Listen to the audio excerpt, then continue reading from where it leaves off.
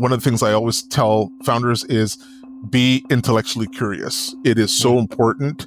I consume podcasts all the time. I read newsletters, making sure that I understand what's happening in the market.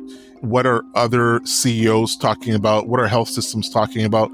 What are some of their concerns?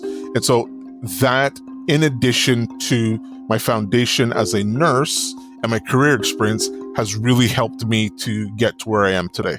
I'm Brandon Reed, and you're listening to Ready, Set, Startup, a podcast that brings you industry-tested perspectives from leaders working in all areas of the startup lifecycle, so you can learn from the wisdom that they've gained over years in their fields of expertise and apply it in your own entrepreneurial journeys.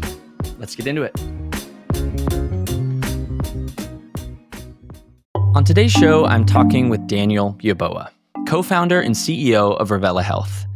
As an experienced founder with 2 successful exits under his belt, Daniel has a unique and valuable perspective on what it takes to build a startup. We cover everything from how to keep a team lean as you scale, to when to secure funding and for what kind of companies that path is the right fit. The business he's building now has created a disruptive and innovative solution in a very difficult space to disrupt and innovate in: healthcare. In our interview, we discuss what it's been like to navigate the complexities of an industry with such well-funded and slow-moving incumbents, and how to leverage their strength as a nimble startup to compete and win. For anyone in the startup world who wouldn't jump at the opportunity to hear a playbook for success from someone who's been doing this at such a high level for such a long time. Lucky for you, that's just what this episode offers. Here's my interview with Daniel.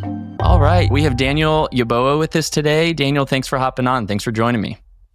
Thanks for having me here today. Pleasure to be here as well. Yeah, awesome. Great. We got connected through someone else who has been on the show as well, Tom Griffiths, and you guys went through Techstars together. And as I understand it, you've had some other accelerator experience, so a lot to dig into. I know a kind of a breadth of knowledge and experience from you. And let's just dig right in, okay? Let's hop right in here. Awesome. Let's talk kind of first more broadly about your entrepreneurship and startup experience. Let's talk about how all this started for you, because building a business from scratch is tough. It's a hard route. So how did you know that was the right fit for you versus maybe a more traditional career path? I love this question. One of the things that I noticed was, I just sort of like look at, where things began. I used to have a paper route, right? And yes, we used to deliver newspapers. And I remember there was one day when I had collected all the money from all my customers, and I had laid out, I think it was like $150 on my parents' kitchen table. Nice. And I saw like a bunch of quarters, dimes, nickels, and dollar bills. And I sat there and I said, I'm going to be a businessman one day. Right? You're like, this feels good. Yeah. Yeah.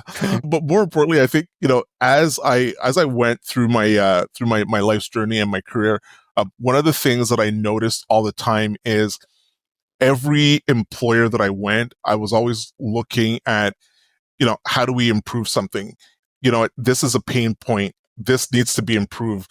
Why do we do this? Why do we do it this way? And really sort of challenging the status quo. And, sometimes it would get me into trouble. Sometimes, people would be just a little bit annoyed of, why do you care? But for me, it was always, there's always a better way, right? And I think because I've always looked at things from the lens of there's always a better way, it's moved me out of the day-to-day workforce to, I want to be that individual that solves the better way. And that's what really got me into entrepreneurship. I love that. I think that is a common trait shared across people that are starting their own businesses, because like I said, there's so many challenges and unique risks and challenges associated with it. But to have somebody who sees things their own way, knows how to carve a path towards a successful, building of something, I think that those people figure out a way, to build something on their own. And those people are also like you said, the annoying ones in a more traditional setting, man. Just always disrupting, always saying like, why are we doing it this way? It's like, we're doing it this way because we're doing it this way. Like, Right, exactly. So yeah, I think that's a common trait that I think that resonates a lot. So as you've built some of that professional experience, whether in your own startups or as you mentioned, maybe in other companies that you had before that, what are some things? No, let's actually say specifically in your startup and entrepreneurship journey, as you did that either early on or as you've built that, what have you found are some gospel truths, some things that you thought were fact that you had to really reshape and reform as you've been learning?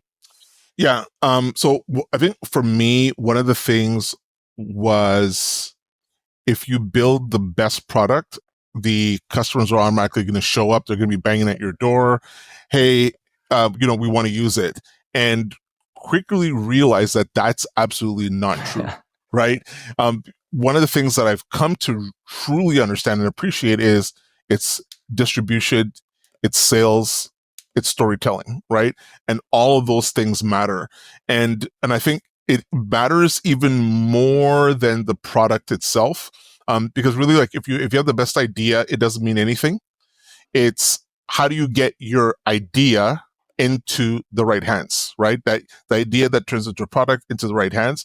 Because if the founder's not focused around the go-to-market strategy, who's going to use it, right? It's almost like if you have a tree that falls in the forest, nobody hears it. Yep, absolutely. That's so true. And I hear that over and over again. The people of that the myth of if you build it, they will come. Yeah. And how people hit that really quickly. Yeah, that makes a lot of sense. Tell me about a really big bet you've taken in any of the businesses and projects that you've started, a big risk or big bet you've taken, and what you learned. Did it work, and what did you learn through it? Probably the biggest bet for me was I left, taking the risk of quitting my job that was in the pharma space, right? And so you're very, very comfortable, and it's very, very routine.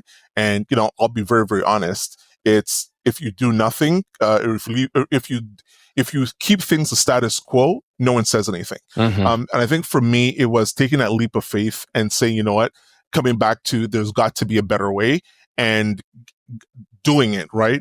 I did it, and literally months later, COVID hit, right? Whoa. And so then you question yourself of, hey, Yeah. did I make the right decision?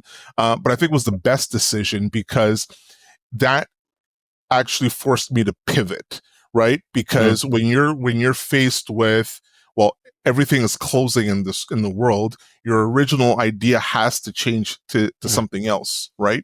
And I think as you make those bets along, it's believing in yourself, and then making a bet of, okay, I'm going to take this bet in this really, really risky environment that's slow moving, that's archaic, that is resistant to change, called healthcare, right? And so jumping into healthcare where it's just so archaic, that's a massive, massive bet. But it's a bet that I've placed. I believe in it. And for me, I know that the bet's going to it's going to pay off. It's going to take some time. I can see the fruits, because I'm seeing patients get better outcomes. I'm seeing the financial outcomes for the different stakeholders that we're working with. And so you're starting to see those bets that were made years ago paying off right now. Yeah, that makes a lot of sense. That's really intense. That right after you had a very unique situation, that right after something so major hit that affected everything. And so, man, not only do you have all the normal doubts of like, oh man, did I make the right choice? Like, you had all those unknowns around you. That's crazy. Totally. Yeah. Big bet, but sounds like it's paying off in all ways, which is so great. Yeah. What do you think, as we think about kind of the startup space and entrepreneurship more generally, what do you think is a question that founders need to be asking, but just don't ask enough? I see this all the time, and I ask other founders all the time, is who's going to pay for this, right? Because a lot of times it is, I've built this really shiny red object, I built this beautiful red ball, and then you ask them who's going to pay for it, and you see blank faces on them, right? And so, what I will come back to all founders to say is, whenever you're building something, think about who's going to pay for it. The days of it's free as a business model and I'm going to run ads really isn't a business model. It is, we're in an area where you need to actually build a business.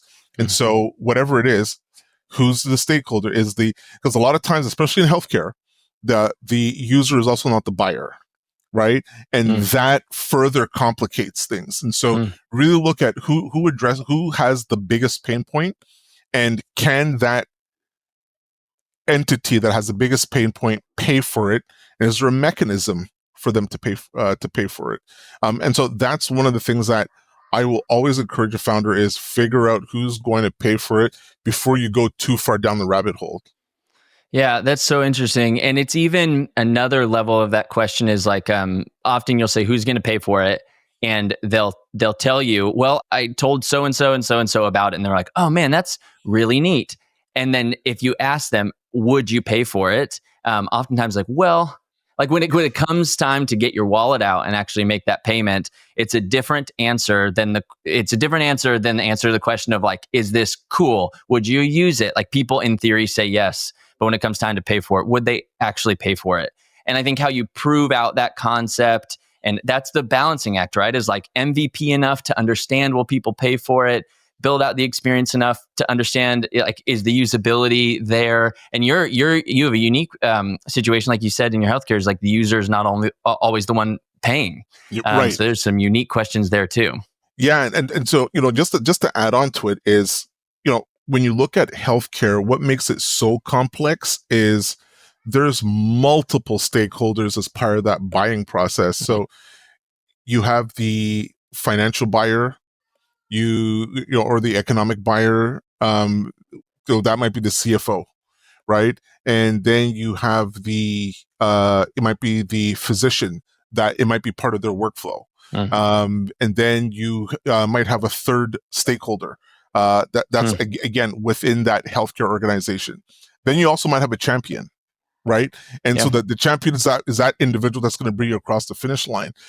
But then you might even have a fantastic idea and find out that it's not even part of the strategic plan for the hospital for 2025, right? And so that idea again is not viable. It's sort of dead in the water. I remember a story where we pitched our product to a health system, and I think there was about 9 or 10 individuals in the room, and the gentleman that was our champion, he was in the room and he looked at us and he said, "I have good news and I have bad news." And I said, "Okay, give me the good news first." And he said, "This is an effing amazing product you have here." And so I was excited. And I was like, "Yeah." And then he goes, "You want the bad news is?" I said, "Yes." "What's the bad news?" He said, "This product will never get into this hospital in under 24 months. Right? And so that is something that founders also need to understand when you look at, these are questions that I should ask, right? Is someone going to pay for it, but how long is it going to take for me even to record the first transaction? And so a lot of times we get excited that, I'm working with a big name, but that big name has really, really deep pockets, and you're, number 999 on their list of 1,000 priorities. Yeah, so interesting, man. There's some really unique challenges there. Every industry has their own, but I can imagine healthcare is a nest in and of itself. Let's actually jump right into that. Let me ask you more specifically about your company, Revella Health. That's what you're up to now, and like we've been talking about, it's in the healthcare space. And that, to me, when I hear healthcare, someone were like, "Oh, you're starting a company. What do you want to start it in?" I'd be like, "Well, not healthcare," because that is huge. It just feels like a bear to me. Just such a massive undertaking. So, was there anything? And was my research correct that did you have a nursing background, a pharma background, nursing? Yeah, so I started off in nursing, in that clinical research oncology, and then moved to medical underwriting, and then moved into the pharma space. Okay, awesome. So several different pieces of healthcare. So do you feel like that experience that you had in those various areas of healthcare, that was like sufficient in preparing you and having what you needed to know to step into this space? Did you think, my question really is like, healthcare just feels like such a massive undertaking. Did you feel prepared to take that on, or were you like, I'll just learn along the way? How'd you feel about that when you were taking that bite? Awesome question. For me, it is probably, I would say, even like a little bit of both. So I felt that I had the base knowledge to get me going, and get me started. And because working in clinical research, I understood how to work with physicians. I understood things about reporting. I understood data. I understood HIPAA compliance. I understood PHI. And so, those elements, I got it. And Yeah. then when I did medical underwriting, I understood cost containment. And so that helped me understand how, for example, Medicare Advantage plans work, or insurers or payers work, is understanding what cost containment looks like. And that's that's like another conversation, but it explains the denial process. And then when I went into the pharma side, where I was doing patient support programs, it was sort of like the flip side of working with the payer, working with pharma and market access, working with the patient, working with physicians. So understanding all the different stakeholders that were part of that ecosystem. So I think it gave me a good foundation to start. And I'm continuously learning, and I'm learning every day. There's more and more. And I think for me, I learned something new about the healthcare industry every day. And, one of the things I always tell founders is be intellectually curious. It is so important. I consume podcasts all the time. I read newsletters, making sure that I understand what's happening in the market. What are other CEOs talking about? What are health systems talking about? What are some of their concerns? And so that, in addition to my foundation as a nurse and my career experience, has really helped me to get to where I am today. Yeah, that's awesome. I love that. I think if there's one core skill that would carry across every vertical, just be curious, remain Yes. curious, ask the Yeah. questions, press in, don't settle for status quo. I think that's great. Yeah.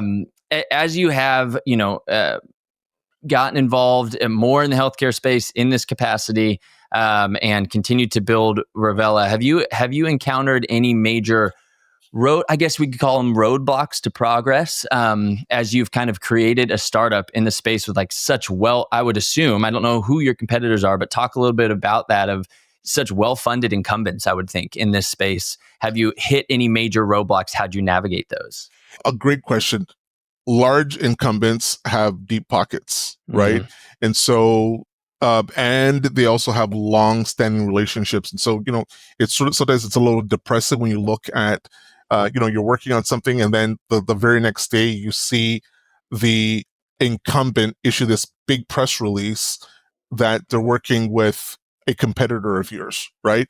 And um, it's a tough process. And so I think the way that we've navigated that is specializing in a very small niche market, and a niche vertical where the big players move a little bit slower, right? And so because they move a little bit slower, it allows us to iterate quickly. And so by us iterating quickly and sort of being that little mouse, it allows us to move in a market where they might be overlooking. And then we could sort of look at risk and manage risk a little bit better, because we're making much smaller bets where we could try something and fail, whereas the incumbent, it takes them a very, very long time to make a decision and sort of get things spun up and running. And so that's one of the major roadblocks that I've seen for us. Yeah, totally. And that's a really good explanation of how you navigated it. That's such a nuanced thing of like, okay, we're a startup. What's our advantage? We are nimble. We can move quickly. We're a smaller team. And there's pros and cons to that. We don't have as deep of pockets, but like, so how to lean on those advantages, how to best leverage those advantages is a nuanced thing that I'm sure it takes a lot of practice to get right. Yeah. So I watched your pitch with Techstars, and you had thrown out a couple milestones, and I'm curious to know about a couple of them because we're just starting 2025 here. So you had mentioned you have 7 clinics onboarded for your solution with Revella, 25 in the pipeline, a goal of reaching around 1 million of ARR by the end of 2025. And those are for a startup. I know lofty goals. And I know as you're up there and you pitch, you have to throw all the things out. You have to be big and you have to be really, really optimistic. Talk to me about those goals, those milestones, and the things you've put in place as a company to try to hit those. So one of the things that we couldn't say when I was on the stage is a new partner that we just recently signed, and that's Blue Cross Blue Shield of Alabama. Nice. And so that is a large payer in the state of Alabama that we're really excited to be partnered with them, and that through that partnership, it really puts us on track to the million Nice. in ARR. We've also doubling down on the multi-practice physician sites. And so these are advanced primary care clinics where they're in value-based arrangements with a payer. And so they do shared risk agreements. So the payer and the provider are connected, where the provider will take on the risk, and work with the payer simultaneously. And so we believe that is a market where there's a significant opportunity for us to explore. And that's where we're focused on. In addition to that, what we've looked at is how do we optimize our onboarding process, reduce friction, making sure that clinics see immediate value within 30 days. And so looking at we've turned on the light, we're turning green, and what happens at day 30? What was the experience like? Was it a good experience? Was it a negative experience? What can we do to improve it? What are the questions? We have a lot of questions. Looking at those metrics on the overall experience. Did we disrupt your workflow? Right. A lot of times when startups have solutions, it actually disrupts the entire workflow. Totally.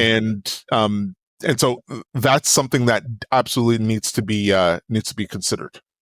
Interesting. Yeah. We're talking around it a lot and we don't need to go, all the way in, but I have a question next about some AI stuff. And I think it'd be helpful for the audience to have a little bit of context of Revella's solution. Tell us what it's doing, why it's different, how it's, the space it's entering into. What makes our platform unique is that it is real time. And so, unlike other solutions that are focused on retrospective analysis, so you'll see a patient, or a physician will see a patient, and they will look in the patient notes after the fact, or they will look at lab work after the fact. What we're doing is we're taking everything into consideration in real time. And so while the provider is having a conversation with the patient, we're processing those conversations, and we're looping in their age, their gender, their zip code. With their zip code, it gives us an idea of what the income looks like. We're able to pull up a map on where's the closest grocery store, where is the closest walk-in clinic to that individual. And then with all of that it gives the provider in real time, enroll this patient into a CCM, or chronic care management program, monitor this individual for their A1C, make sure that this individual has done their colorectal cancer screening. So in real time, based on those conversations, it's able to analyze and then figure out where the gaps in that individual's care is. Right. Wow. And so, for example, a patient might say it was really difficult getting here today. Right. And so we might just sort of gloss over that. Yeah, but totally. for the AI, that's a transportation issue.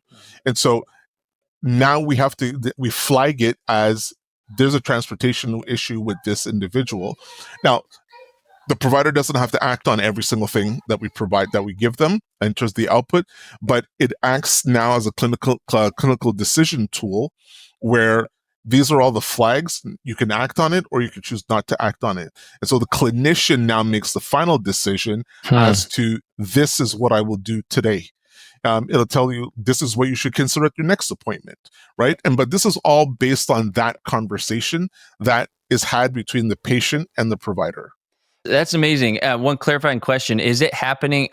Is it transcribed? Is there a microphone and the conversation's transcribed in real time, and the AI takes that in? Yes, exactly. So it's transcribed in real time, either in person via microphone, or if they do it over the phone, the call is recorded, and then the output is given to them within 30 seconds after the call. Man, that's amazing. And the power to that, man, feels like the real time is key. The data points they're getting, but then AI's ability to cross reference those data points and make new insights available, right? Yeah. Like connecting dots. I mean, just things that people, maybe transportation on its own doesn't sound critical, but transportation with data point B can be a very important piece of information. So I could totally see the value of that. That's really neat. Yeah, like literally look at transportation and data point B of 86-year-old.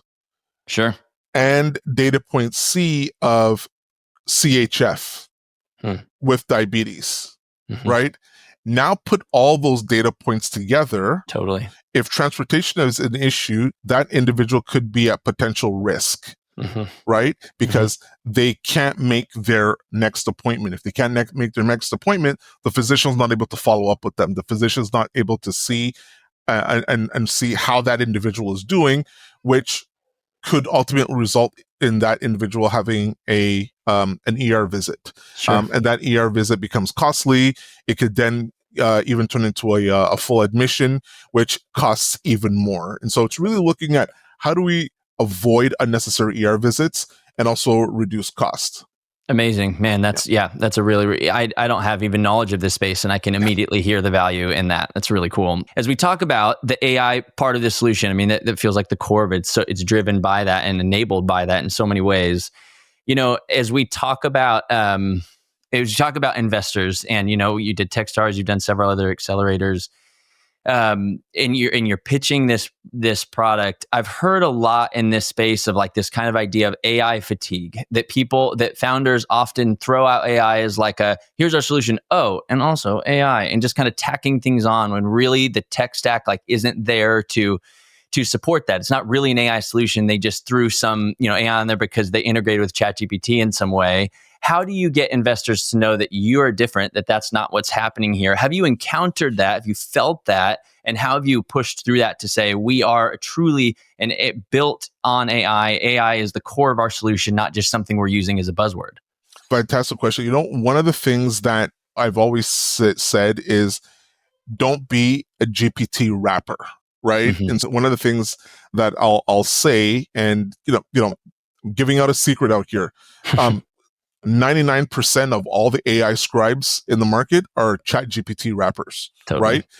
Because if you go into ChatGPT and say, write me soap notes, it will write you soap notes. And so you have all these AI companies, or these AI scribe companies, making all kinds of claims, but it's nothing more than a ChatGPT wrapper. But what you have to really look at is what is the use case? Right. Let's look at how were we addressing care gaps before, right? How were we addressing social determinants of health before, right?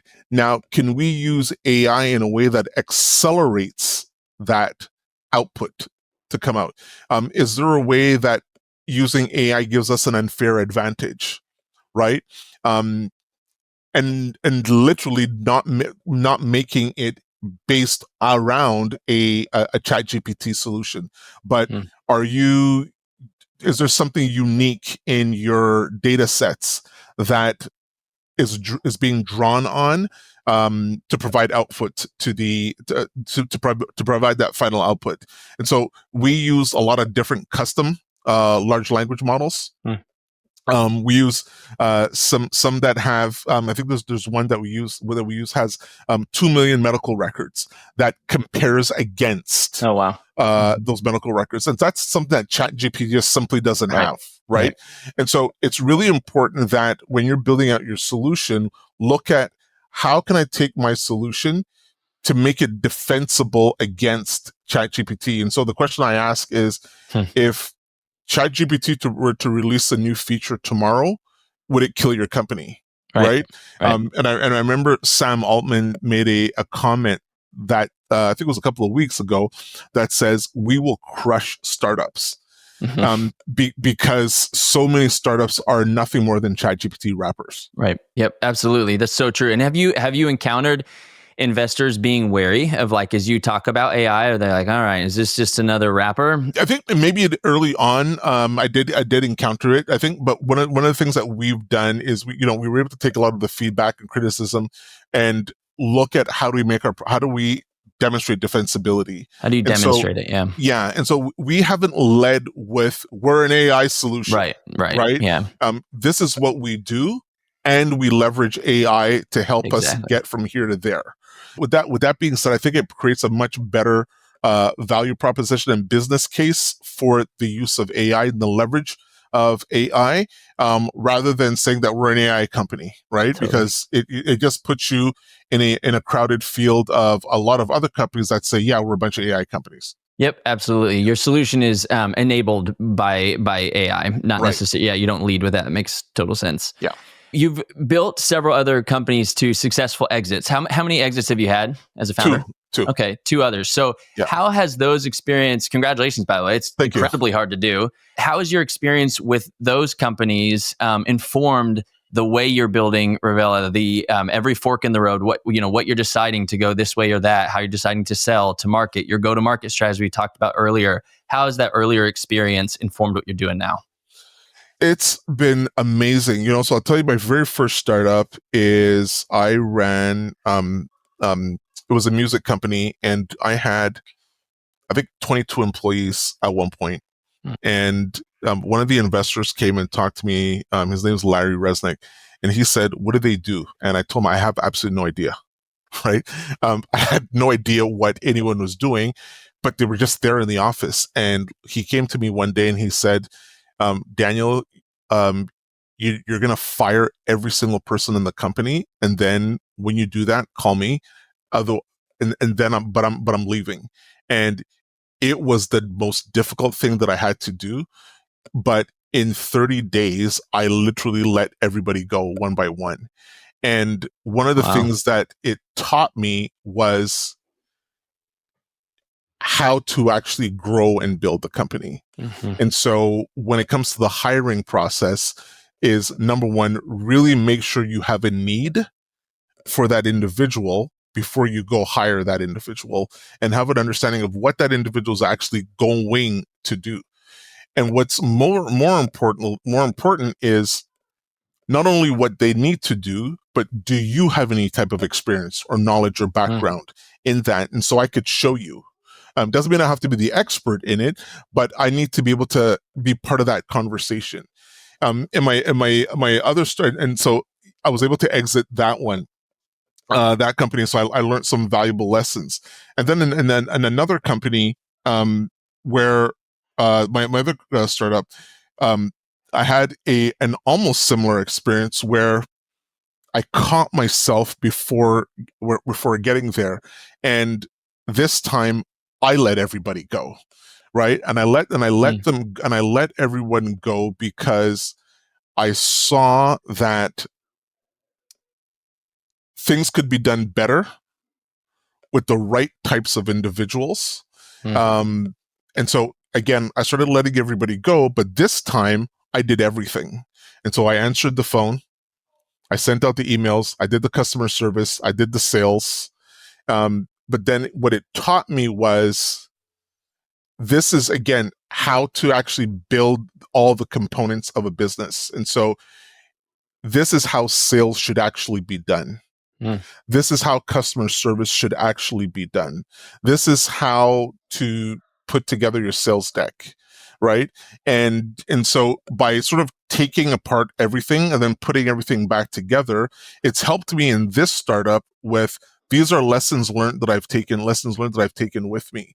And it's allowed me to have an ultra lean team where I don't have we're not a big team. We're not a massive organization because we don't have to be. And I think with the advent of AI, that's also significantly contributed to what we're doing. So we leverage AI in almost every area, from our customer service, where we have conversational AI answering our calls, to AI responding to client emails. So there's AI in literally everywhere that we are as a business. And from that standpoint, it's really allowed me to run and really be capital efficient. And so by being capital efficient, we can again focus on how do you run a really, really tight ship, but create an amazing business. That's such helpful insight, and I bet just an invaluable lesson to learn. Even if it took you, a couple tries to understand, like lean might be enough, like Yeah. this amount might be enough, and lean and efficient might be a better route. Hearing you say though, like, okay, so I wore a marketing hat, I wore a sales hat. That sounds really good in theory. It's like, oh yeah, understand every part of the organization. That way, when it comes time to scale, you're understanding it. You're understanding how it's supposed to run. That makes sense. But how would you do that? Like, how do you do that and build a business? It's like you're one person. How Yeah. do you bite off just enough to chew it and understand it while still building a business and being the vision caster and the strategy maker? How do you do that? One of the things that I learned was when to bring in that additional person. And for me, it's been when I've been around that 80 to 90% capacity, where things are starting to fall behind, and knowing, you know what, I can't take on any more unless I bring someone else to the table. And, taking the approach that I'm not Superman, because a lot of times, because this is your baby, it's you want to do everything. And, I had a director that talked to me one time, and she said, resist the urge to do. And Mm. so it's important to bring that individual on board, empower them, and then allow them to just run with it and resist the urge. And so as you begin to build out your team, it's really about empowering the team to take on a lot of those duties and responsibilities that you were doing. So yes, it's important for me to have done the sales, but there's someone that could probably do sales better than I can. Yes, it is good that I was doing the operations, but at a certain point, there's someone that can do operations better than I can. And so bringing those individuals on board onto the team that make me a better CEO. Yeah, Yeah. that makes a lot of sense. And I think the answer kind of being understanding the level at which you need the depth that you need to go into each one of those areas. It's not Yeah. like you're not gaining a level of expertise that would allow you to be VP of marketing, VP Right. of sales. You're just doing enough to understand that arm of the business, and then bring the right person in to go further and to have that depth of experience. Yeah, Spot on. Yeah. that makes sense. With those multiple exits that you've had, those are obviously those are mature companies that probably, I don't know, had some kind of funding on the way, maybe not. Tell me about the experiences that you've had, how you've built those companies, either taking professional money, giving equity, owning 100% of the business, and doing that all the way yourself. For founders that might be listening and thinking, well, what's my best route? Do I take money? Do I not? Do I keep all my equity? What are kind of your thoughts with someone with your breadth of experience on what a founder should do, what direction they should go? Yeah. Great question. One of the things that I say, and I would give this advice to anyone that is a founder, is fundraising is not the beginning, it's the end. Hmm. Right. And so a lot of times founders are focused on, I got to fundraise, I got to fundraise, I got to fundraise, I got to fundraise, rather than I got to build a business, I got to build a business, I got to build a business, right? And so if you build a sound business with the right fundamentals, it's you can do that, and most of the time, the majority of the time, that's how startups and small businesses in fact work. Not most businesses actually don't get funding. And so it's important to build your business step by step, brick by brick, and bring in the funding, whether it be institutional or angels, bring them in at strategic points in your journey to help you get to the next milestone. And so, and I say that because the expectations of, for example, a angel is very different from that of a VC, where VCs are looking to 100x their money. Mm-hmm. And so, one of the things you have to ask yourself is, can I see myself doing 100x on this company? Is this company going to be a unicorn? And the majority of companies actually are not unicorns. A lot of companies are organizations that do $3 to $5 million, right, annually, which is good. Mm-hmm. Some do 10 million, some do 25 million a year, some do 50 million a year. Those are all solid and strong businesses. And so just be very, very cautious about when in your journey that you do bring in funding, and that the funding has a real strategic reason for coming in, rather than, I need money so I can build this, so I can do that. I love that perspective of fundraising may not be the beginning, it might be the end. And to think about it as instead of, I need money to go build this, and then go get money to grow it or scale it. And I think that's absolutely the right perspective. Yeah. We got kind of two more closing questions here. Let's back out a little bit and talk a little bit more generically about your experience as an entrepreneur. I want to know, this is a really insightful question to kind of dig into your mind and how you build, how you think. Imagine that you woke up at the start of your career, Daniel, and you had all the knowledge and experience that you have now, but only, say, $1,000 and a laptop. How do you spend that first week? How do you get started again? Wow. Okay, so I got $1,000 and a laptop. That's right. But you have all the knowledge and experience that you have now. You're just at the beginning. You know what I'll do? I'll take that $1,000 and I will. Again, my passion is healthcare, right? And so I will literally walk into a clinic with my laptop and I will tell them, what is the biggest problem you guys have?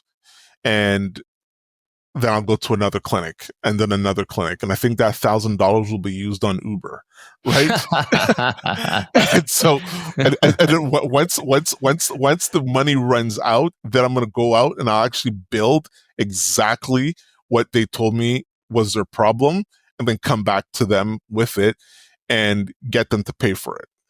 That is really good perspective. I love that. You hear so often, you hear people, we've talked about it in different ways, in different contexts, even in this conversation, but like people will build and then go and say, who's willing to pay for this? But to start the other way around and say, all right, go to your target market and say, what do you need? Like, tell me the problem that you have and tell me what the solution looks like. I'll go build it. And I think that is absolutely an effective way to spend that first bit of your business's money of like, okay, let me just ask what the problem is so I can start in the right spot. That's it. Yeah, that's really good. Lastly, Daniel, tell me one tool, quote, or book that you have found just indispensable, so helpful for you, either in your personal or professional progress. There we go. Can you see it? Startup Success. Yep. Yeah. So this is a book that I picked up in Austin. I got this courtesy of Capital Factory, and this has been really, really good. It's been insightful. It talks about funding the early stages of your venture, and so it references the same thing you had talked about before, the $1,000, right? And so different stages of your venture require different amounts of funding.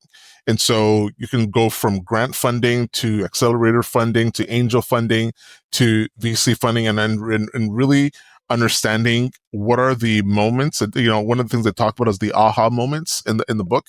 And so it's really important to, when do you know where the aha moment is? Go get money. When you see something before everybody else sees it, that money is to really get that point of inflection and to run as fast as you can. And so this book, which is ironic, has been really insightful and a valuable tool for me. That's awesome. Startup Success. I'll make sure to put it in the show notes with the link. It's, that's great. From Gordon Daugherty. Okay, cool. Yeah. Yep, I'll definitely leave a link. Daniel, this was super insightful, man. There's tons of points that I was writing down furiously on my notepad here that really resonated with me, and I know will with my audience. So thanks for sharing your perspective with us today. Thank you so much for having me. I appreciate it. Yeah, you bet. You take care. Thank you. All right. Bye-bye. If you guys enjoyed the show, leaving a review is the best way to help others find it. Second only to sharing it directly with your friends and family. Thanks so much for helping get the word out. Hit me up at brandon@readysetstartuppod.com. If you have additional questions about a topic I covered, have suggestions about another area you'd like to see me dig into, or just want to say hi, please reach out. I'd love to get in touch. Keep imagining, keep creating, keep inspiring your spheres of influence with what you're passionate about. The world may just need that dream that's in your head. See you next time.